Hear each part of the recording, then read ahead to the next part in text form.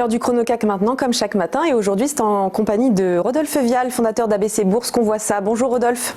Bonjour Léonore. Alors la bourse est en peine depuis la semaine dernière, malgré un léger retour à la hausse en fin de semaine. Que peut-on envisager de la première séance de la semaine, première séance aussi du mois de novembre? On imagine encore beaucoup de prudence sur fond de crise et d'élections américaines.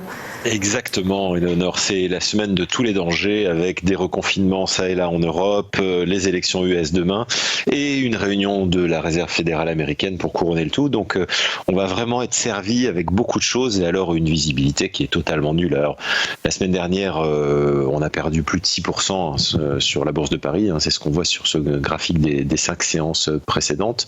Voilà, donc ça nous donne quand même une situation délicate. On est venu se poser sur ce support intermédiaire des 4500 points. Bon, ce matin, les futurs sont légèrement positifs, donc on devrait ouvrir en petite hausse, mais malgré tout, voilà, une situation sanitaire qui n'est pas du tout maîtrisée, avec des reconfinements. Alors après la France et l'Allemagne la semaine dernière, on a le Royaume-Uni et le Portugal en début de semaine qui se reconfinent à leur tour avec des stratégies un peu variées, et puis surtout l'incertitude énorme de l'élection américaine. Alors c'est vrai que le scénario privilégié par les marchés pour l'instant, c'est une victoire de Biden compte tenu des sondages, mais tout le monde a appris désormais à s'en méfier après la surprise de 2016. Donc, ce qu'il faudrait éviter, en fait, c'est un score serré. Voilà, il ne faut pas qu'il y ait de contestation, il ne faut pas qu'on ouvre la voie à des difficultés avec un camp qui ne reconnaît pas sa défaite, etc. Donc, une victoire large de l'un ou l'autre des candidats serait vraiment le scénario favori pour les marchés.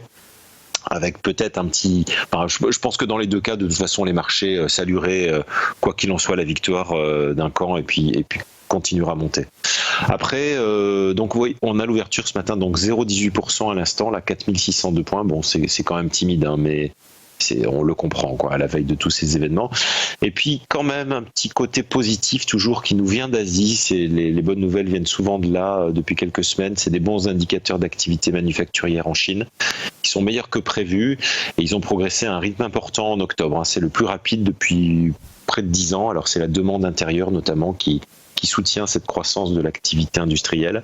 Donc voilà, ça c'est un bon signe. Mais bon, pour l'instant, ça va être de l'attentisme, c'est ce qu'on peut prévoir de mieux. Voilà, en attendant les élections américaines demain, c'est vraiment le point que tout le monde attend. Oui, les prochaines heures vont être en effet assez décisives. Merci beaucoup Rodolphe Vial pour cette analyse. Dans quelques instants, les Market Movers.